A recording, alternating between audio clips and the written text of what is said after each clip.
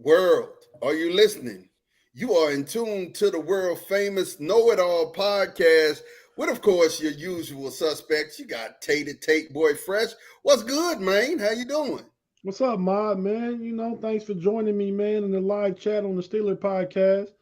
Um, hey, I'm just gonna say, man, I'm a real big Cincinnati Reds fan. Y'all know that.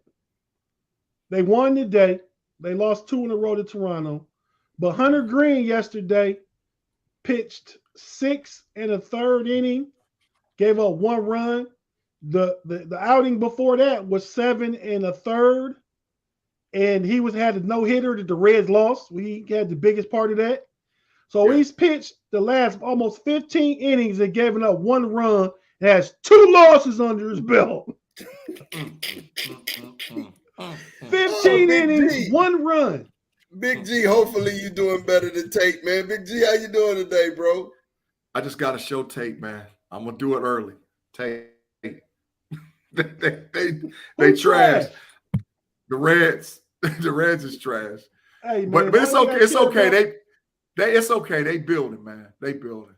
yeah, they got a lot of good young players, but they kind of had a fire sale on the off season though. You know what I mean? Yeah, yeah. So we'll Well, see. listen. Those of you that are with us, make sure you like and subscribe. Like us on Facebook, subscribe on Twitch and YouTube, so that when we go live, you can definitely get those notifications here, man. And we're gonna get into more of this, man. We've got a great show coming.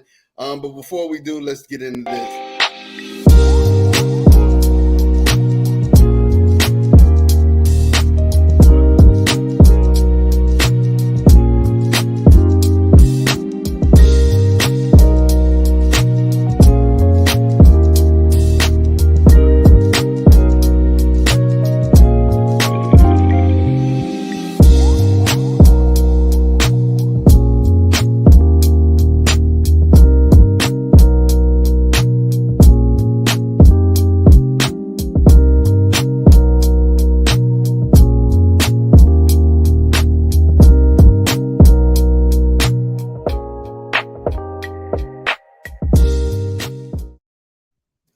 And we getting started early. B Dirt jumps in here with his heat comment.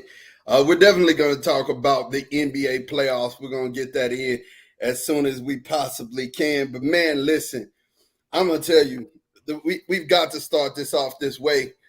The boy who cried wolf, man.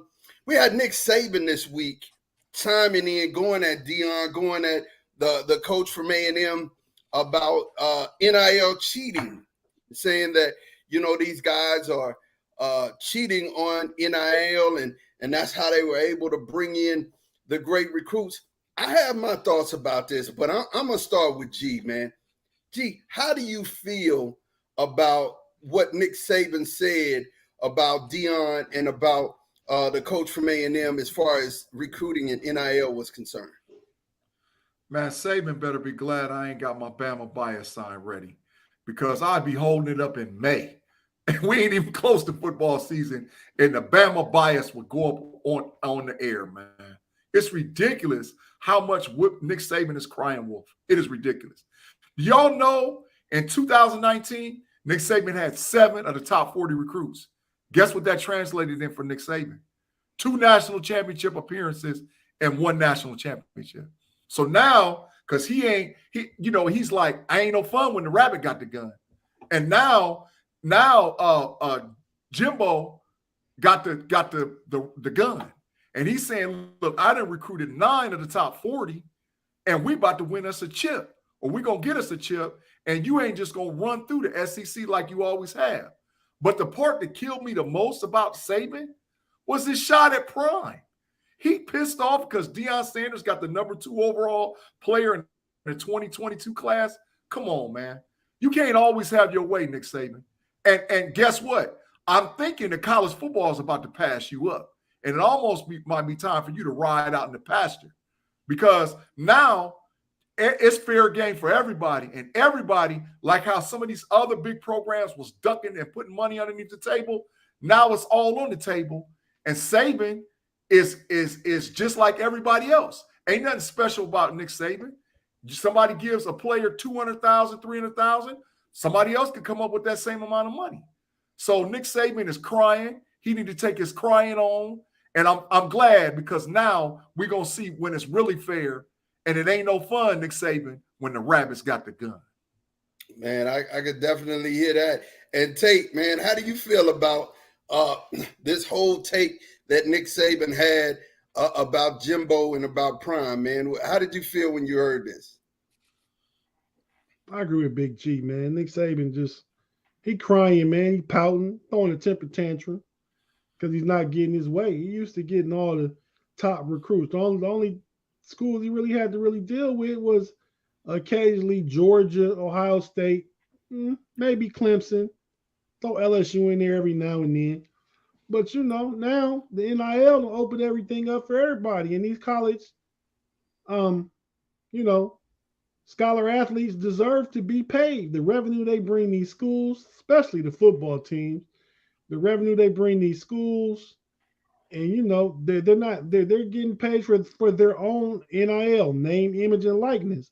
So I really think that it's fair, and the fact that it's now just opened up, other schools can have large boosters and people like that contributing to the pot, big money pots now. So Right. it makes it more of a competitive balance than all the top 50 players going to 5 or 6 schools.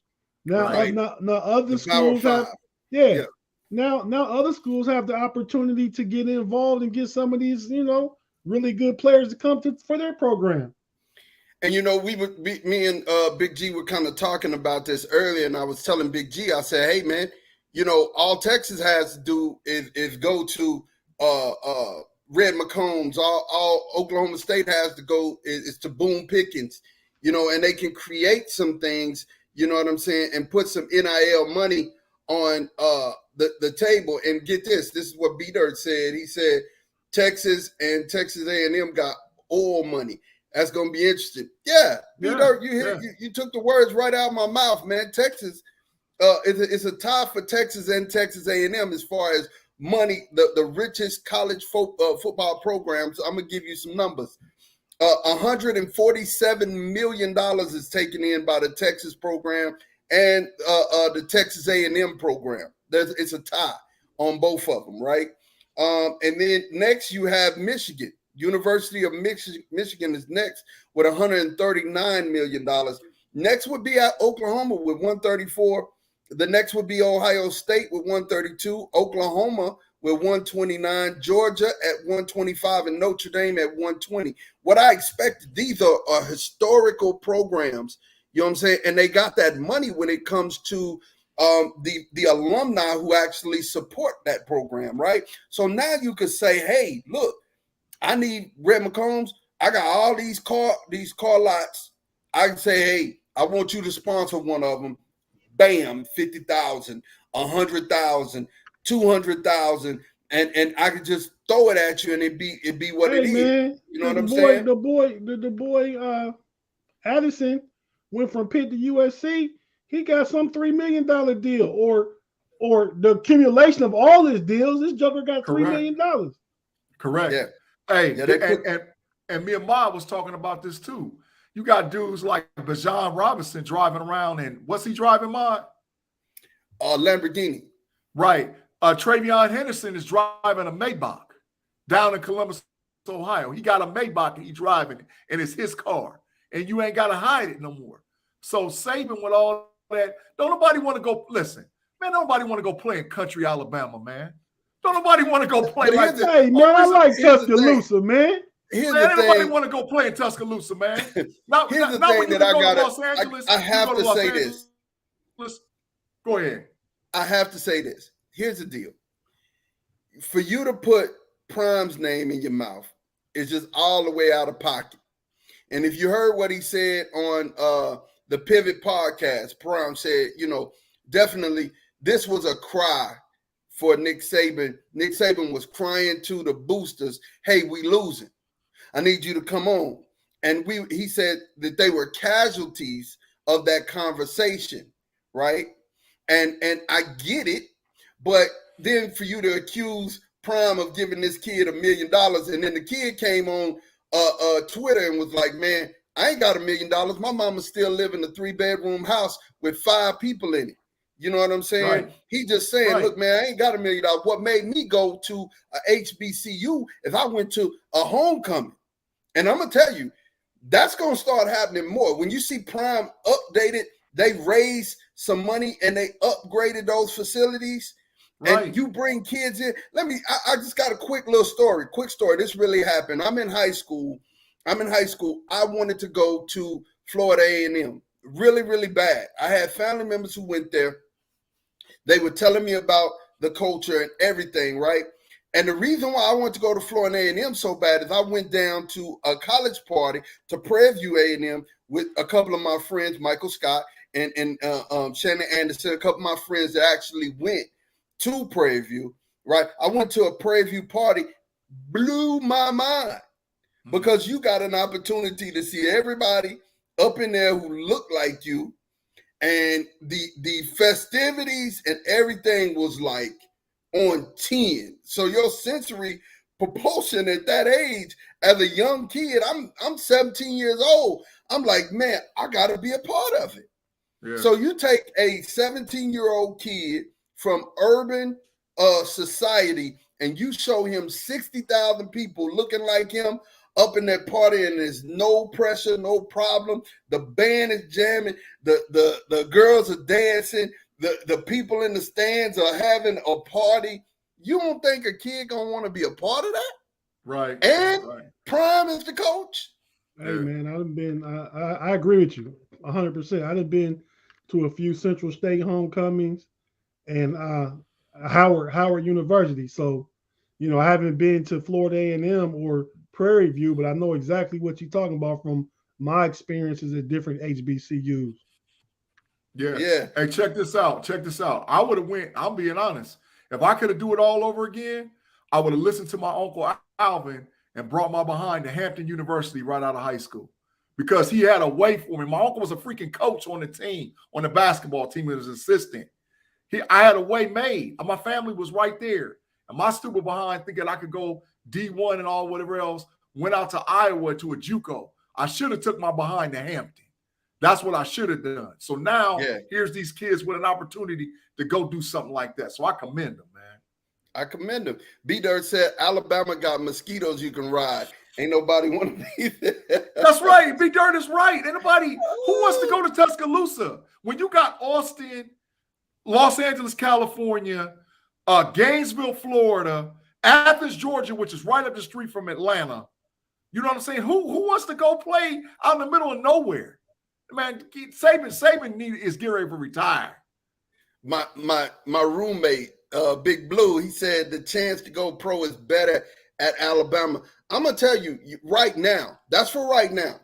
But the parity is sliding and it's changing, and the doors are opening, and that's what Saban doesn't want. That's what that is why Saban made the comments that he made, because he don't want that parity to switch up. And G made an interesting point, and I'll give it to you after this take. G made an interesting point. G said it might be time for Saban to go on and ride off in the dark. And I tell you, if he loses to these Longhorns this year, he might need to go on and get it up out of here. You know what I'm saying? Might need to go and get up out of there. Go ahead, Tate. In fairness to Nick Saban, he came back and apologized for what he said. I'm not saying he was crying. I said that already. But he came back and apologized. And as far as the sliding goes, you said like the parity is evening up. It ain't gonna even up to where these HBCUs can compete still with these Power 5 schools. It's more parity across the Power 5 now. Right. But you no, and that's what I mean. Okay. That's what I mean. I'm talking about the HBCUs won't get there for a while. Deion may get there, but the HBCUs ain't gonna get there for a while. Now, as far as I'm talking about the talent is spreading out across the country, right? So the Power 5s are now gonna not be just all of the Power 5s. Remember, there was an age in there where Alabama wasn't Alabama. You know what I'm saying? We're gonna go back to that. where you're going to see the Colorados of the world and the Notre Dames of the world, and you're going to see the Washingtons of the world starting to get rosters that can compete, because these places will find deals, Joe Schmo's Burger Shop, and be able to put together a package for a kid. Hey man, I got a prop like Big G, man. What's up? These boys ain't going nowhere. Ain't going nowhere. That's right. Hey, but Ma, this, and I'm glad you said what you said too, because after doing my own research, because I had to check it out, because I didn't believe it when I first saw it. I was like, they lying. Well, I went back and looked it up, man. Since 2014 to 2022, there's only been 4 oddball teams make it to the college football playoff. Florida State, Oregon, Michigan State, and the Cincinnati Bearcats. Every year, it's either been Notre Dame, Oklahoma, Ohio State, Clemson, Alabama, or Georgia. It's been a combination of those guys. So you then had 4 teams that are odd that made it from 2014 to 2022. And now you're going to see a whole thing, because I predict this year, this college football year playoff, or you're going to see a couple of teams that ain't never been there. There's going to be at least 2, maybe 3 that ain't never been there. And Alabama, you ain't going to the college football playoff this year. I don't mark it on your calendar. I think Alabama's going to have a seat as well. I think they're going to end up having a seat. We got Xavier coming in. Go Blue. Another Michigan fan. That's automatic thumbs down. B-Dirt said it again. Put Michigan in there, G. Put Michigan in there. Get them out of here. Hey, Michigan got that money, though. Michigan got that money. They got that scratch. So they can put an NIL deal together to make it profitable to go. For all them teams up north, we got about 300. We got about 160 some days till we gonna show y'all what time it is. Cause y'all, I wish I could cut so bad on the podcast, because y'all got a royal, y'all got a royal one, and you know what I'm talking about coming this year. Y'all gonna get stomped this year. Hey, y'all man, got one coming. Speaking of the NIL though, you guys, there needs to be some regulation on it. I mean, we said this, all 3 of us said this early when we saw it coming. We said, man, there's got to be some regulatory things put on here. It's got to be a cap put on it. I do believe that what Tate said earlier in the show is real. You know what I'm saying? It was really real. These college athletes deserve every bit of what they get. But at the same time, there needs to be a cap on it, man. There needs to be a cap on it. Real quick, B-Dirt said we were in the playoffs last year. That's what I meant. And he said, G got convenient amnesia. Okay. All right. I'm going to let G deal with that in a second. Wait, man. Let me say this, man. See, that's the problem, man, with Michigan fans. Them jokers win 1 game in 15 years, and now all of a sudden we got that. But that's why that fresh can gonna get opened up on them, Big G, because they running around here with their chests all out, acting like, Go ahead with what you gonna say, Big G. But yeah, that's why it's gonna happen, though. All I was gonna say is that, did you say a fresh can? A fresh can. A fresh one. But and all I'm gonna say is a dead clock is right twice a day. So they walked into something. They walked into something. They deserved it. Our defense sucked last year. We got something for y'all this year, especially down there in the CO. We got something for y'all. So come on with it to Michigan. Come on down to Columbus. We got a nice one waiting for you. And the fella who's gonna got one waiting for you, Tate made me a believer. That's CJ Stroud. That Stroud made me a believer. So we got one waiting on you. We got one waiting on you down in Columbus. Come on in. The water is nice. It's nice. Got a fresh one. Come he said no. In. He said no. That's not the argument, Tate. G said 4 oddball teams and it's 5. Oh yeah, Michigan. Michigan being the Michigan being the 5th oddball team. And Xavier said a dead clock is right twice a day. He's laughing. But it's the truth. It's the honest truth. But like I said, you guys think about My this. bad, B-Dirt. Think about this, you guys.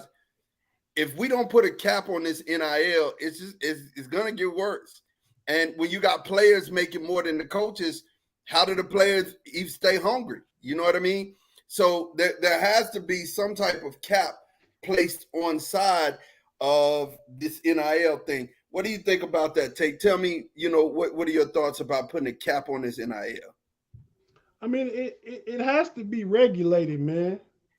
I mean, because it's the wild, wild west right now, man. I mean, schools and boosters and supporters and alumni is just doing whatever right now, man. I mean, and when I'm not opposed to kids getting money, man. I mean, because they deserve the money that they get. But when we talk about college players, like the kid Addison that just went to USC, getting deals up to $3 million, and we talking about a late first round pick in the NFL not getting $3 million a year. You know what I mean? Right. I mean, it's got to be some type of regulations put on it, man. It's just going to spin out of control, and college football is going to turn into a real ugly thing if we don't go ahead and make these necessary changes. Oh, definitely. And I totally wholeheartedly agree. G, can you give me your thoughts on this, man? I'm interested to hear. I like the fact of them having some type of regulation on it and some type of cap, but I'm just going to be honest, man. College football has been pimping NFL players since the 1970s, and this is just catch up. You know what I'm saying? I mean, really, that's since the 70s. If you go back and you look at, I bet money that Garrett Wilson is going to make Ohio State more money for the 3 years he was there than he will for his first 2 years as a Jets player. I bet money certain guys that Chris Olave made Ohio State more money than he will as him playing for the Saints for his first couple of years. Oh, absolutely. I mean, and when you think about it, Jay-Z said a quote, "I'm overcharging brothers for what they did to the Cold Crush." You're right. You know what I'm saying? You're right, G. This is get back. This is what this is called is get back. But I think at some point there needs to be some type of cap put on this so that way we can keep the purity of the game. These kids get what they deserve, and then they move on to the big money. You know what I'm saying? I think that'll help them. That way, if we don't put a cap on it soon, I think you're going to see some things really change. Here is B-Dirt. B-Dirt said, "You see, I said one thing about Michigan, and both Buckeyes got butthurt and made it about them." Oh, here we go. It's okay. It's okay. B-Dirt, you cross the invisible line when you come into Buckeye Nation, buddy. We give Ma grace because we give him grace, man. But it's about them Buckeye boys. Big G, I told you the other day, you and B-Dirt got the same birthday. Yeah, for sure. Right? And I think you're going to be 50 this year. Yes, sir. And B-Dirt going to be 46. Yep. He didn't seen Michigan win one time since he was 30. Since he was what? Since he was 30. Oh my God. And he's doing all this talking, man. Wow. B-Dirt, I'm sorry, man. I'm sorry you're getting it.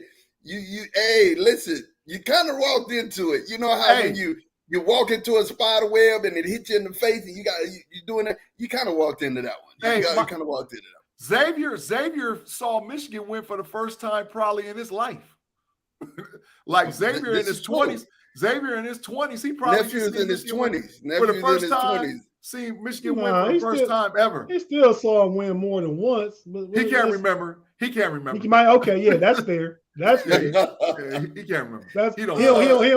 He don't know nothing about when Cooper was getting dominated by Michigan, though. Total domination. They were mopping us on a regular. Total domination. So I think our consensus here is that we need to have someone kind of look into it and have a governing body, and definitely say, hey, we got to cap this. I mean, Bryce Young got paid. And back to, Nick Saban's comments I just think, it's the man that cried wolf. It's the boy that cried wolf. You have been dominating recruiting for years. And that's why I think at this point, not seeing your name at the top of the board has you kind of nervous, but now you got to coach, bro. It's easy to coach when you got, all Americans on both sides of the ball. But when you getting, 3 2-star recruits, and now you got to coach these boys up. It's a whole nother different ball game, man. It's a whole nother different ball game. Hey, and everybody's going to get their share. Go ahead, G. I got one last thing I want to say about Saban, and I'm telling you, this might happen. If Saban drops it to Texas at the beginning of the season, and he doesn't get Arch Manning, who's the number 1 overall pick for the number 1 overall recruit for the 2023, if he don't get Arch Manning, Saban gonna quit.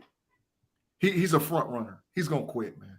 He gonna quit because he ain't got no chance. He'll quit sometime between 24 and 25. He gonna call it. Hot take, Big G. That's a hot take. He gonna quit. So definitely, like I said, at this point, I think him not seeing his name at the top of the list kind of affected him, man. So now let's get on to these switching gears. Let's get on to these playoffs that we have seen. The NBA playoffs. Some people have said that it's been boring. I think it's been really, really good. I mean, Miami, Boston, that series has been back and forth. And what do y'all think about Kyle Lowry? Y'all think Kyle Lowry has actually made a difference in when he came back to Miami, or do you think it was just Miami had an off game when Boston blew him off? What do you guys think? Flip that around. Because what you said? No. So Miami got beat, right? In game 2. It got blew out. Game 2. Right. Yeah. So do you think that game, because it was 1-1, so do you think Kyle Lowry coming back make the difference on Yeah, but you said, well, okay, but never mind. So Boston got blew out last night. Mm-hmm. Did they get blown out? I think they only lost by like 10. They ended up coming back. They lost. They ended up coming back. They were getting blew out, G. Yeah. But Kyle Lowry made a slight difference. He's an experienced veteran. He's a grizzled veteran with championship experience, toughness. He makes a slight difference. But Boston lost that game last night because they allowed Miami to shoot 63% in the first quarter. And Jason Tatum went 3 for 14. That's why. Right. That's why Boston, and they still only lost by 6, but they was fighting uphill all night from that first quarter. I still fully got it. Boston in 6 myself. Tate, let me ask you a question. Why you bring Tatum? Does Tatum have another game like that? You think Jason Tatum has another game in him like that? He can't if he want to be considered among the elite of the elite. I mean, we was just last week talking about him being top 10. Mm-hmm. So if you're top 10, you can't have a performance like he had last night in crucial games in the Eastern Conference Final. We know it happens. We remember Tragic Johnson. We all remember that. Yeah. In the 80s when Magic had that terrible playoff series against the Boston Celtics. Yeah. But, I fully expect Tatum to bounce back tomorrow night in game 4. They got to have it. Yeah. And what do you think, G? I think the Boston Celtics play their best basketball when their back's against the wall.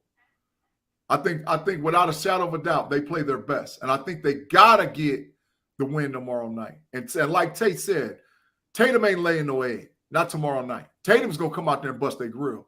But what's the real story is Jimmy Bucket's out. How long? Because he didn't play in the second half of game 3. I just got an ESPN alert since we've been on here, and it said Jimmy Butler fully expects to play tomorrow night. Yeah, I believe so. I think they saved him because they were blowing him out, and they saved him.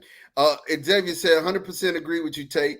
Boston defeated ourselves. It's our series to win. I mean, I think we all agreed at the very beginning of the series we expected Boston to win. We thought Miami would make it interesting, But Jimmy Buckets being in, Jimmy Buckets. Okay, so let's discuss Jimmy Buckets, because everybody is saying, "Oh, Jimmy Buckets ain't like that. He ain't that type of dude." But in the playoffs, Jimmy Buckets goes to a different level. You know what I mean? I would say that he's a poor man's version of LeBron. He's like an Alex English. You know what I'm saying? He's not like the guy, right? He ain't the guy. He just called But Jimmy Butler Alex Get him, English. Tate. Get him, Tate. He Go just in called and Jimmy Butler Alex he's English. I seen it. He's like when I say talent wise, I mean he's not the guy. He's not the guy that everybody thinks about. But he can do damage if you put him in a series and you put Alex him in English, a container. though? He can wear your behind out. You know what I'm saying? So what do you think about Jimmy Butler in this series? Tate? I think Jimmy Butler the second best player on the floor. Because Jason Tatum is the best player. Jimmy Butler is an all-star caliber player. I think that's what you meant. He's not a superstar. Jimmy Butler is a superstar, but he's a lower tier superstar. Right. You know what I mean? And I understand what you're saying. He's not gonna get you with the flash and all that stuff. But I like Jimmy Butler, man. I mean, I don't like him as a player. I respect him because he's really good, but I don't know, man. I mean, but Alex English, man, go to Big G for his take on this. I'm gonna give you a better Jimmy Butler comparison to Alex English. I'm definitely. I'm gonna go to Big G. Xavier said he's streaky. I can say he's streaky, but he's one of those guys to me that if you get hot, that's your behind Mr. Postman. You know what I'm saying? Definitely, G. What's your take on this, man? What do you think of Jimmy Butler in this series? I agree with Tate. He's the second best player on the court. You know, when he plays and he's healthy, he's the second best. But the issue is, okay, so Jimmy Butler is huge as far as which way the series goes, whether or not he's healthy or not. I just got something to say about the Boston Celtics last night. I think that the impact of Robert Williams not playing affected the game more than anything. Because you know who had a big game last night? Bam Adebayo. And Bam ain't getting buckets like that on Robert Williams. He was tearing Al Horford up. But let Robert Williams play against him and we'll see. Because they're the same guy. He was, man, but that was more Miami strategy to make Bam beat us. Yeah. I mean, that Boston strategy. Boston wanted Bam. They didn't want to leave the shooters. They didn't want to leave Strus and Lowry and whatever other shooters out there. So they was content with Bam going one-on-one and getting two and not giving up threes. But, yeah, Bam surprised me last night. Yeah. But I think Robert Williams would DM up better. I agree with you there. But that still was Boston's strategy to make Bam beat us. And I think it's been that strategy the whole way, just like it's Golden State's strategy to make Luka go at Looney. And you know they've done a good job of that. But back to this Miami thing, you know, I see Miami taking it 6-7. Zave, you might not want to hear that, but I think Miami's gonna make it 6 or 7. They're not gonna allow Boston to just kind of run away and run off these next three games. It's 6 right now, regardless if Boston win 3 straight. Yeah, that's why I said I still got Boston in 6 though. I mean, I feel like Boston. So that means you have them winning the next 3 games. Next 3 games, yeah. It's a hot take. Put the fire up. It's a hot take, but it's my take. Wow, like I'm sitting here like, wow, you expect them to win 3 in a row? Wow, that's not. Yeah. I'm not even gonna say the hot take. We're gonna get what you asked for. The wow. It's a wild moment. It's a wild moment. Hey, but I think Boston will win in 7, but I'm just going to be honest. I underestimated Boston all season. I really did. I didn't think they really was all of that. But when they went, I should have been paying attention to them real close when they went on that streak at the end of the regular season. When they jumped up to the number 2 seed and came way from down like 5 or 6 all the way up to number 2, I should have been paying attention, man. And I got to give Boston credit. Boston is a very good team. Very good coach team. I told you this, G. I told you this, and we go back, wind the tape, and I told you when you were trying to talk about, and they said this last night. They were talking about, can you believe that there was talk about trading Jaylen Brown and breaking that whole thing up and Marcus Smart. But I told you the emotional leader for that Boston team is Marcus Smart. Oh, yeah. He's the guy that makes everything move, because you take Jason Tatum off the ball, you take Jaylen Brown off the ball, and then you have a legit point guard who can actually guard the point position and help out on defensively and being the general out there. So I think, to me, the key piece of this cog is Marcus Smart. He's the thing that's going to make this thing go. It's amazing that he's been there. I looked it up earlier today. He's been there for 8 years. Marcus Smart is 28 years old. He seems like he's been there forever, but I didn't realize how much of a puppy he still is. He's only 28 years old. Marcus Smart still got about 3-4 good years in him.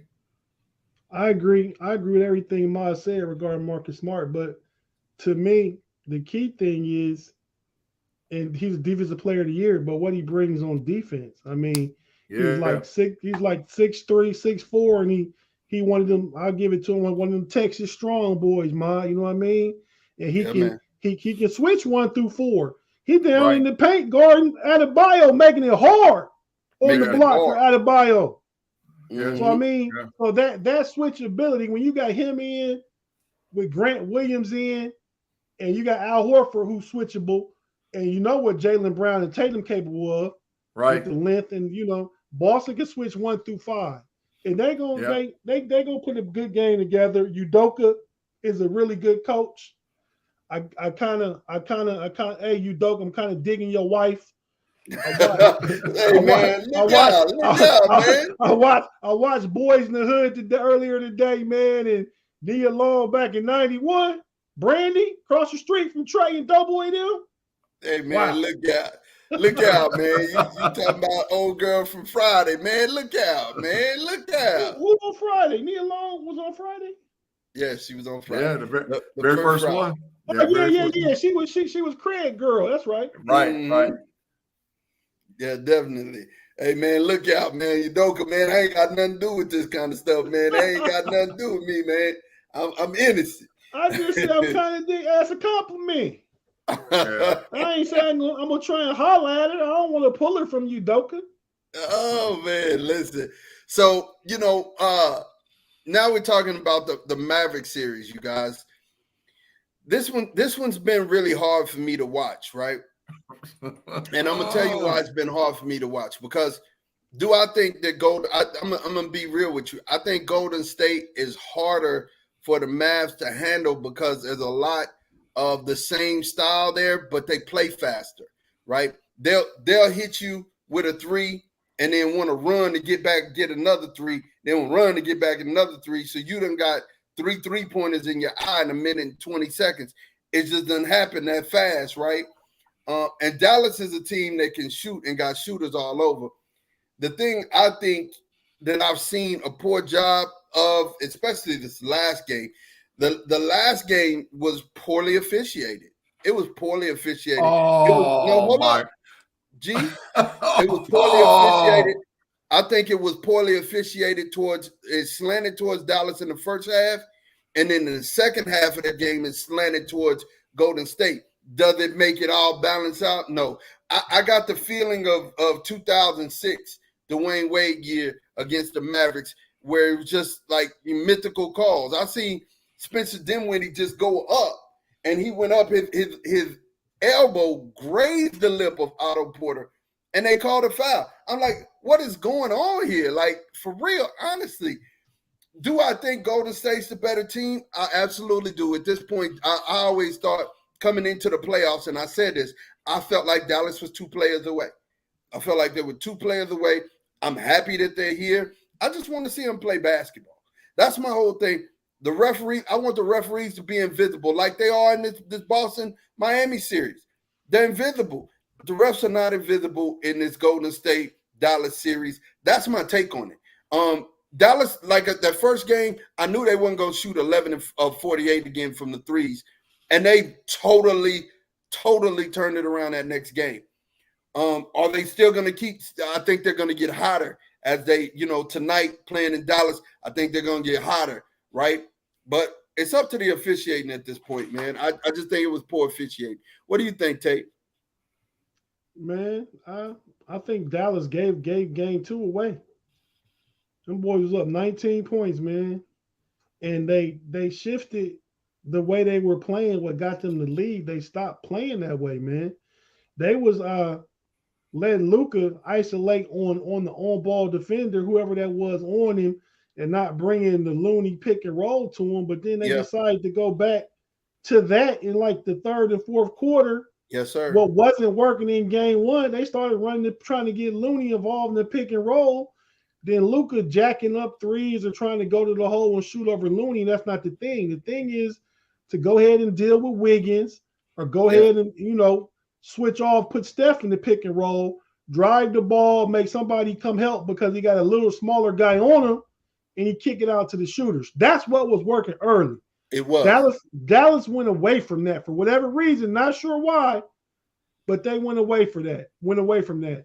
I like Dallas to make the necessary changes this evening, and going back home, I think they get one in Dallas. But they gotta close it though, because they could have had game 2 if they close it. Could have closed it. And B-Dirt said Mavs need a Robin for Luka. I totally agree. He said Zach LaVine would be good in Dallas. He would look good in Dallas. G, what are your thoughts on this, the Dallas Golden State series? Man, Mont, I can't believe you said the officials, man. But I'm gonna leave it. I digress. I just can't believe you said it. The issue is this: Luka had 42, 8, and 5. He shot over 50% from the field. He shot over 50% from 3. Jalen Brunson had 31 points, 7 and 8. He shot 50% from the field and 50% from 3. They was 21 of 45 from the 3-point line and lost. They lost because they ran out of gas. Because if you live by the 3, you die by the 3. And that's exactly what happened to them. And if they're not careful, it'll happen to them again tonight. Because nobody is as good at shooting threes as the Golden State Warriors. There's not a team in the league. Nobody. Nobody. You can say that with your chest. Dallas might have a chance tonight because I heard that Wiggins is a game-time decision. And I heard he's got a real bad ankle. Something happened towards the end of the game.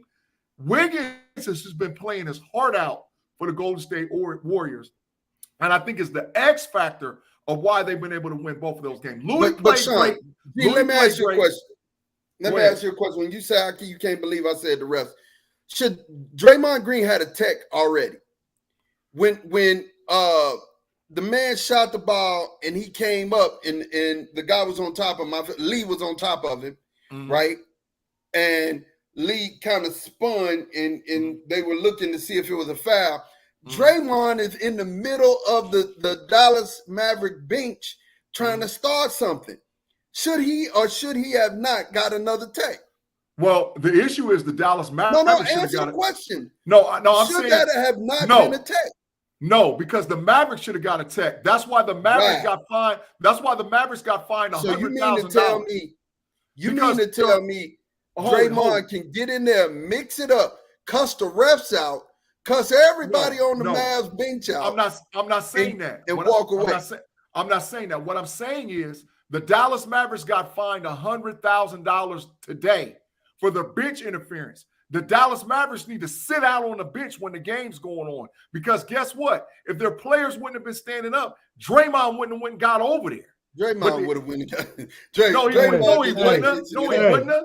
Hey, let me add this to the dialogue here for y'all, then y'all can finish. But I'm looking at the box score from game 2. We're talking about the refs. Yeah. The Warriors had 26 personal fouls called against them. Dallas had 20. I got it. I know. I've seen it. Yeah. And Dallas shot 29 free throws, and the Warriors shot 25. So the whistle would seem to have favored Dallas if you look at it like that. Well, no. So the reason why I say you just wanted Draymond kicked out. I saw those numbers. Right.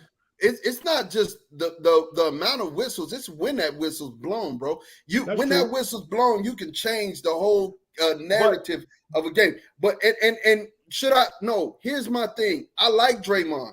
I like Draymond. He is the ultimate troll. Like he trolls in the game. Like, the whoop that trick, spinning, you know what I'm saying? He tripping. He out here bugging, right?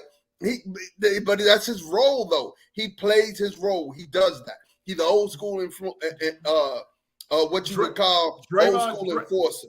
Right? Draymond Green is the ultimate NBA team player. But here's my deal: you want him on your squad. If every team in the league wants Draymond Green. But if you're playing against him, you hate him. It's just one of them things. It's like Pat Beverly, who really shouldn't say another word in life. But here's the deal. Here's the deal. This is my point, G. And I'm done after this. I'll give you the floor. My point is simply put, Draymond already had a tech. Normal circumstances, he goes over to bench, start tripping. He gets another one.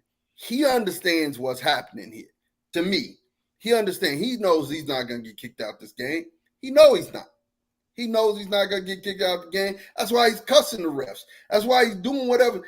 Any other time, he would have been shot the deuce and they'd have sent him to go wash up. But they didn't, right? And that's my point. That is my point. When I'm looking at the whistle and you holding it and you not calling, you watching this man fall and you thinking he kicked him. He was falling. He couldn't kick him. He was trying to catch himself. But Draymond is over here on the bench staring it up. They should have kicked half the Dallas Mavericks bench out the game because they could not stand up like that. And that's why they got fined $100,000. You cannot sit down on the bench like you're supposed to. Don't wear the same color clothes as the guys on the floor, like Steph Curry just mysteriously threw a pass over to the dude. Come on, man. Steph Curry's apt to throw a pass like that any time of the game if they had on purple over there. But Steph Curry do that. But my point about our crying wolf, right? Yeah, Draymond is a troll. Yeah, Draymond does what he does. But you need to pay attention to Jason Kidd. Jason Kidd is an old school NBA player. Every rule or the ability to bend a rule or break a rule, Jason Kidd is a habitual line stepper. So he's going to keep. That's why the Mavericks play the way they play. Jason Kidd is telling them dudes what to do. You remember when Jason Kidd was in Milwaukee, he poured some water on the floors so we could get a timeout? Yes. Jason, I can go. You know how many times I can cite stuff that Jason Kidd did that was just straight up ridiculous? So he's pulling out every trick in the bag because he wants to win, and I'm not mad at him. So at the minute that you're throwing Draymond up underneath the bus, throw Kidd and the Mavericks bench up underneath the bus.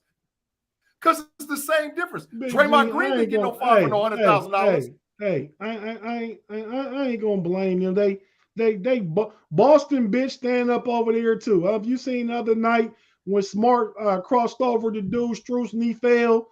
Boston bitch was over there standing up. That's just what they doing. They hype. They into the game. But I'm not saying that. Go ahead, man. I'm not saying that they can't stand up, but not the whole game. Not the whole game. Okay, and I mean, but all the teams do it. I felt like it shouldn't have been. I felt like Draymond Green should have got that second technical several times. I feel like that too. Several times. I'm not saying I'm not having any problem with the officiating. I'm saying, but they let him slide on that, and that was the double technical call on Bertan, and that was horrible. That was a horrible. And Lee. Yeah. One person was trying to get up, the other person was trying to catch his balance. Come on, man. Play basketball, man. Listen, me and Tate talked about this the other week, man. We were outside. You were playing basketball on the asphalt. These kids grew up playing on courts. You know what I'm saying? You don't fall down when you're outside. You learn how to keep your core strong enough. You learn how to keep your balance, man. It just is what it is. And everybody falls down. Everybody is crying wolf. Everybody's like holding their face if they get brushed. You know, I'm like, come on, man. Listen. Let's do better. Let's do better. So, growing up as kids, so like Tate's house was like the place that everybody in the neighborhood went to play basketball. I can't tell you how many times I seen fights, almost fights, pushes, scratch, kicks, elbows, trips, all kind of little dirty. And we playing on the asphalt for no money. So come on, man. I side with y'all on that. Basketball's physical. Basketball can be a physical game, and you over here crying. Hey, Ma. It is what it is. Listen, Ma, it's 2022. Big G, bring that up. Big G, you still owe me for my rim. You tore down dunking on my rim, man. It was an 8-foot rim. You put at the time probably put your 240 pounds on it and tore my stuff down, man. You still remember that? You still don't tell my memory. He shut operations down for about at least a month. Shut it down. Jokilicus Onilicus with the power dunk. he said operations down was shut down. Speaking of operations, man, guess what we just had? NBA lottery pick. Wow. Okay. So let's break this down. Tate, were you excited? Were you happy? You wanted to see Cleveland get a lottery pick? I didn't want to see Cleveland get a lottery pick because that means they didn't make the playoffs. If they had made the playoffs, they pick was going to go to the Indiana Pacers. So it's a nice constellation to finish with a good record and get to add more young talent or get a trade chip. So I knew they was going to probably get the 14th pick because they had a 97.5% chance to get the 14th pick, and that's what they got. Yeah. But you got guys like Desmond Bain drafted at 30, Draymond Green drafted at 25, Michael Porter Jr. drafted at 14. You got good players you can get. So I don't know what they're gonna do. They're gonna add more young talent.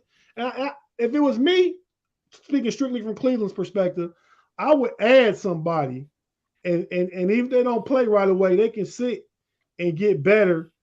And in the next year or in 2 years, be a real viable piece to go along with Garland and Mobley. Okay, so here we go. Here's the lottery results. We have the Magic, number 1, the Thunder at number 2. I got some comments on that. The Rock. He froze. Hey, Tate, he's going to run it down probably at about number 10. But, the issue is that I don't think nobody in that top 10 outside of New Orleans is going to be irrelevant for the next 3 years. Ma might say what he want to say, but I don't think nobody in that top 10 is going to be relevant for the next 3 years, except New Orleans. New Orleans with that 8th pick can do some things, man. New Orleans, yeah. That makes sense. I gotta pull it up and look for myself. I don't disagree with you. Yeah. You say only New Orleans out the top 14? Out of the top 10. Out of the top 10 picks. Cleveland and Charlotte at 13 and 14 will be relevant for playoff runs and playoff contention. But I think the New Orleans can really do something special at the number 8 pick. Everybody else is in the top 10. It's going to be 2-3 years. You don't think Portland? So wait a minute. So you got.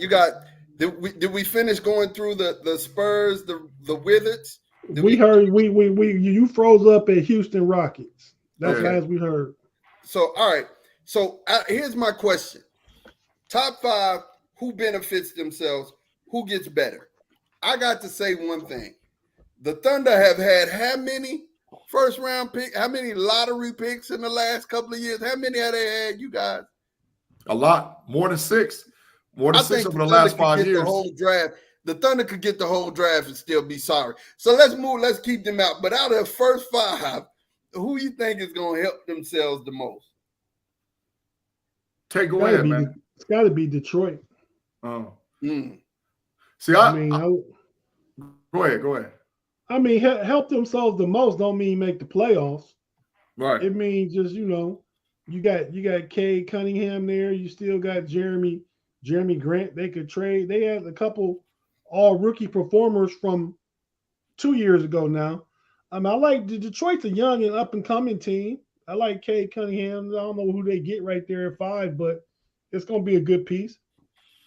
Yeah, I'm gonna be honest with you. When I look at this, the Rockets look like they're gonna be a great young team, but they're in the West. And G has said that, man. I mean, the West is so young that being young and being talented ain't enough. But What talent? What talent the Rockets got? They got Jalen Green. I think the dude Christian, what's his name? Not Christian Watson. You know, The we center. bad on these names, man. Right. Yeah, but they have a good young roster. They do. They have a good young roster, and then they finna get rid of John Wall and pick up some more pieces. You know, I just think that they're gonna be a good young team. They're just the West got too much in it, right? I agree with Tate. Here's why I agree with Tate, right? Because if you're gonna get better and the team's gonna make a move, it's gonna be in that Eastern Conference. And Detroit have a really, really talented young team. And to add some more talent to that, shoot, hey, you just help. You're pushing yourself and pushing the needle. I think Cleveland down at number 14 is really going to help themselves because they can either package their pick with like a Colin Sexton and move somebody, or they could pick right there and just get depth. I like that. I mean, I think Cleveland can. If it's me, I'm drafting Abaje from Kansas. Good pick. Or Branham from Ohio State. Good pick. Abaje is much more ready to play right now. Branham could come and sit because he's gonna do the same thing that Colin Sexton and Karis LeVert do, but he can sit. Right. But then what we talking about is roster construction and financial management. You know, so Colin Sexton won a big contract this year. Yeah. Karis LeVert on the last year of his deal making $18 million. Well, you can draft Branham. He can sit. You can play Sexton on his tender, sign him for $7-8 million. Just match whatever somebody else gonna give him. Let LeVert play. Use LeVert as a trade chip at the deadline. Bring in somebody else. You can get $18 million off your books. I say you use Colin as a trade chip. The reason why is that what's my guy's name? The point guard y'all have already? Garland. He ready. Darius Garland. He ready. Yeah, but Colin Sexton's a small two guard though. They don't play the same position. Right. So but you got enough help at two, or you can find a sub in two, and you can get your money and mess around and get a better help and better player than Sexton. Sexton a good player, man. He is, but you can get somebody at a different position that help you and get off Colin Sexton and that money. If you get off, they ain't paying no money now, but if you get off Colin Sexton, then you keep LeVert. You paying LeVert $18 million right now. You ain't paying Colin Sexton $18 million. And I don't think Colin Sexton gonna get $18 million. I think he might get $9 or $10 million maybe because he's coming off an injury. So I still say if you sign him for say 4 years, I don't know, 4 years, $60 million. What's that? About $15 million a year. Yeah. That's better than, and then trade LeVert at the deadline, get that off your books, and you bring back some pieces, and you got Branham sitting in the wing, or you got Abaje. So one of those two to me, if you Cleveland got to go, you keep the draft pick, or if you can package Colin Sexton and the draft pick and some other stuff for Donovan Mitchell, I'm all for it.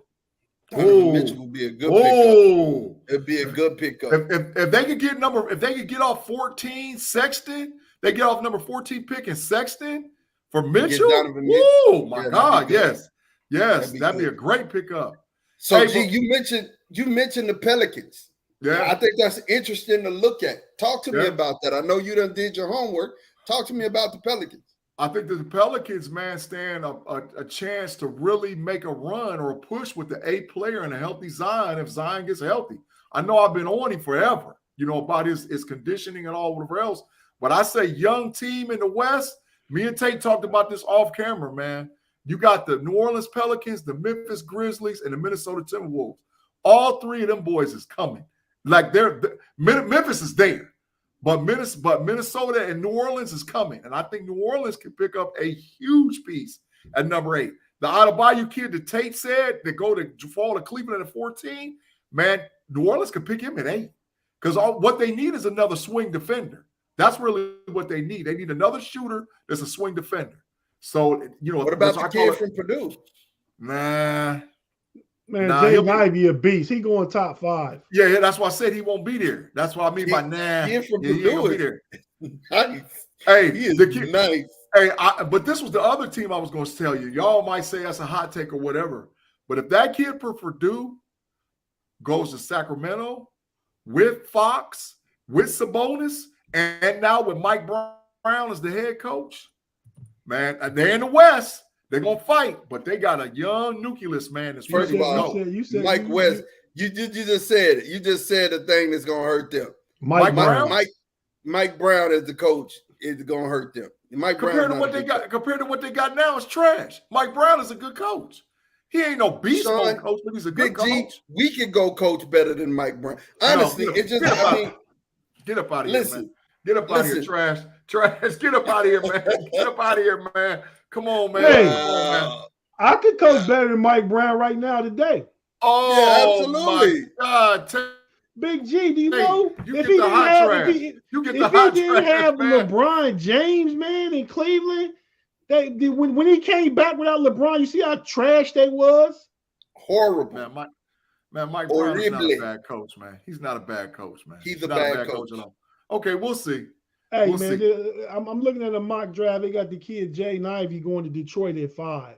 Put him with Cade Cunningham and the rest of them young players. Now we cooking with hot grease. Say, man. Where they got Chet going in your mouth? Where they got him going? Of course, they got him going to the garbage Oklahoma City Thunder.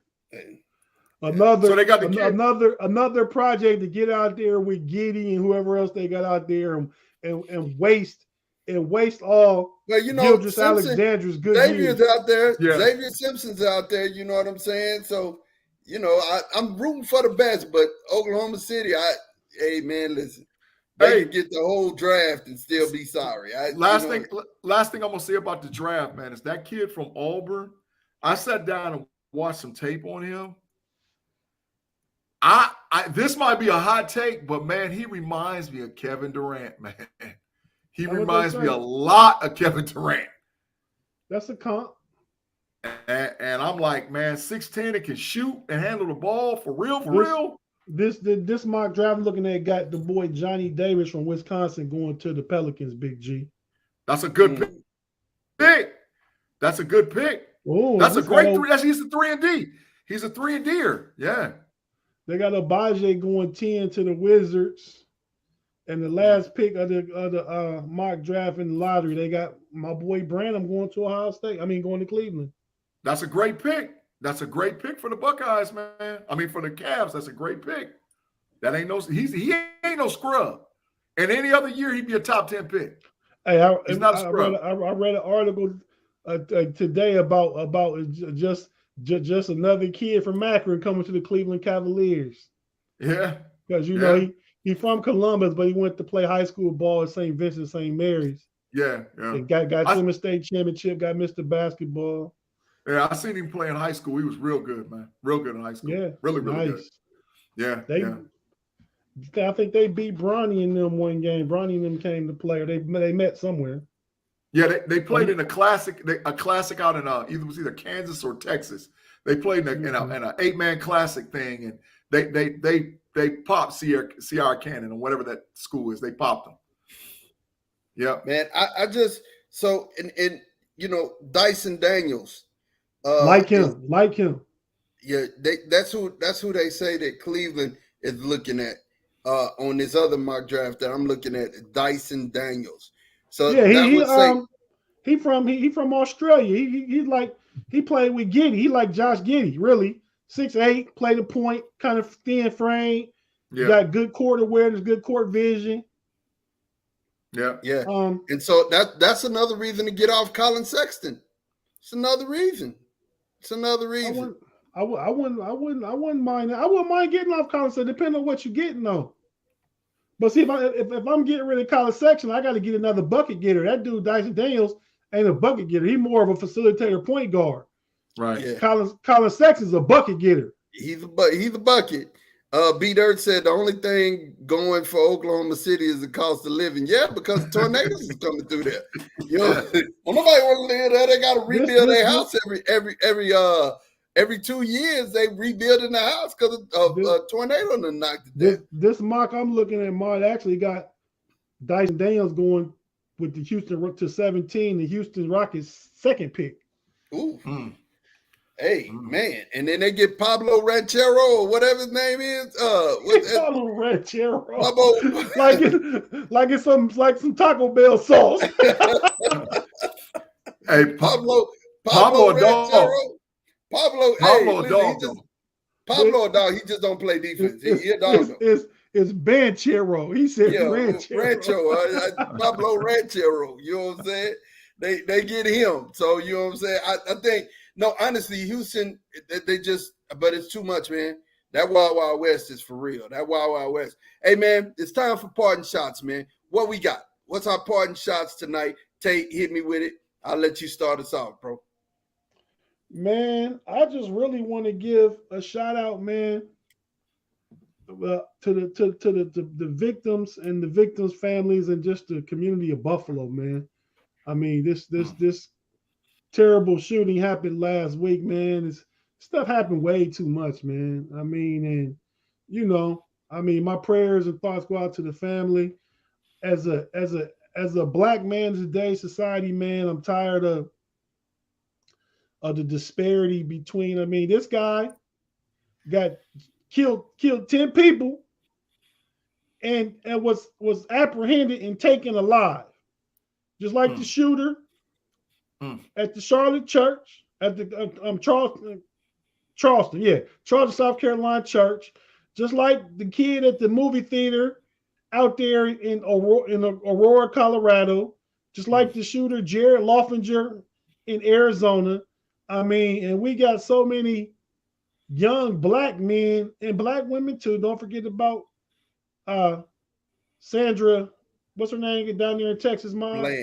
Bland, yeah, Sandra Bland. We got so many, you know, getting